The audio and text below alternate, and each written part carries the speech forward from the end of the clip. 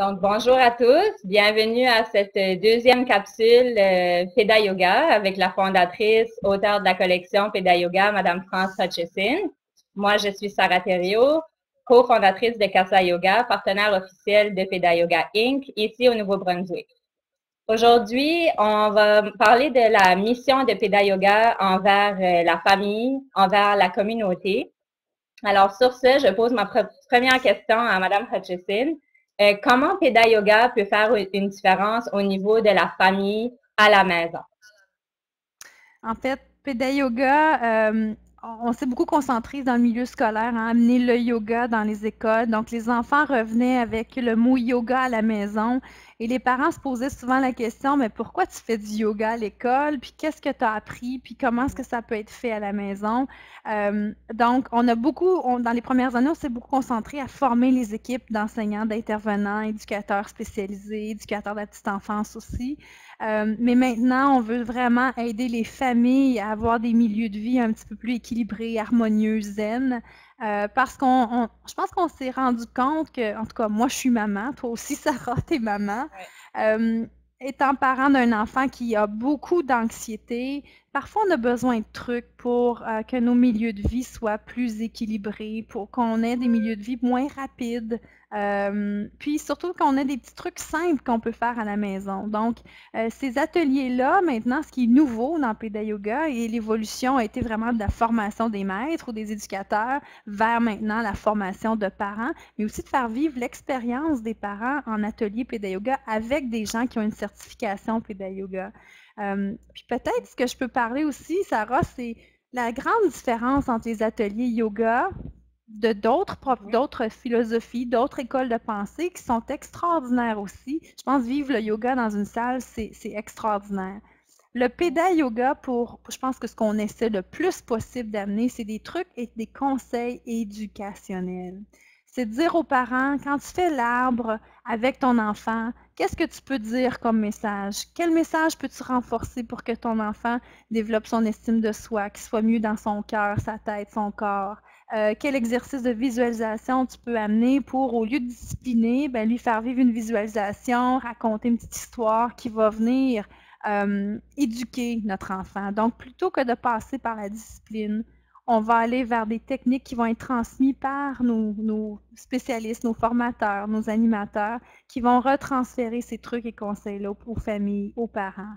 Donc, je pense qu'on va aussi non seulement faire du bien aux enfants, mais aux parents qui vont développer leurs habiletés parentales et se Absolument. sentir plus en confiance. Oui, Alors, absolument, je je sais suis pas si d'accord.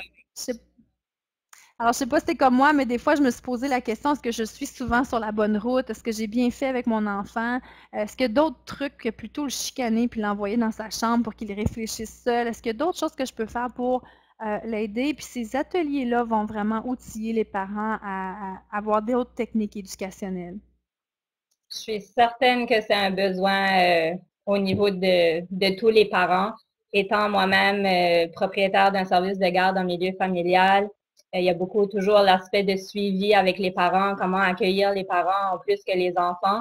Puis justement, qu'est-ce que j'ai apprécié de la méthode Peda Yoga, c'était le fait que ça me donnait, moi, en tant qu'éducatrice, en tant que directrice d'un service de garde, plus d'outils, plus de techniques pour pouvoir justement aider ces parents-là qui disaient, ben comment ça se fait que mon enfant, il a pas le même comportement à la maison qu'à la garderie ou il est toujours, bref, agité, disons, à la maison ou que c'est différent. Hmm. Mais avec Yoga Yoga, c'est ça, on peut justement outiller les parents de cette façon-là. Puis en même temps, leur faire voir que c'est vraiment important de recréer les liens, de renforcer les liens familiaux, donc les parents avec les Hmm. enfants. Et étant animatrice des ateliers Famille Zen, justement, on voit les bienfaits que ça donne, que ça apporte aux enfants, mais aussi aux parents. Surtout à la fin, dans nos relaxations, les parents sont zen, ils se ferment les yeux, ils prennent le temps de relaxer. C'est vraiment important de pouvoir leur offrir ça. Donc, vraiment, merci d'avoir créé cet aspect-là. Ben, en fait, je te raconte un peu rapidement l'histoire, hein. Tu vois, Peda Yoga en arrière de la maison, c'est inspiré vraiment de ce guide-là. quand on a fait Péda Yoga, le premier guide 1, c'était vraiment plus pour le milieu éducationnel. Les parents, les familles avaient besoin de trucs et de conseils, mais donc on a fait ce guide-là pour donner non seulement les postures, hein, donc il y a plein de jeux et les postures sont vraiment toutes dans le livre. C'est vraiment un bel outil pour les familles, pour les animateurs aussi de yoga. Donc, j'invite les parents, si vous n'avez pas d'atelier pédagogue dans la région, parce que notre but, c'est d'en former plus d'animateurs, d'avoir plus d'accessibilité à des services d'animation dans chacune des régions, chacun des pays aussi touchés par le Péda Yoga.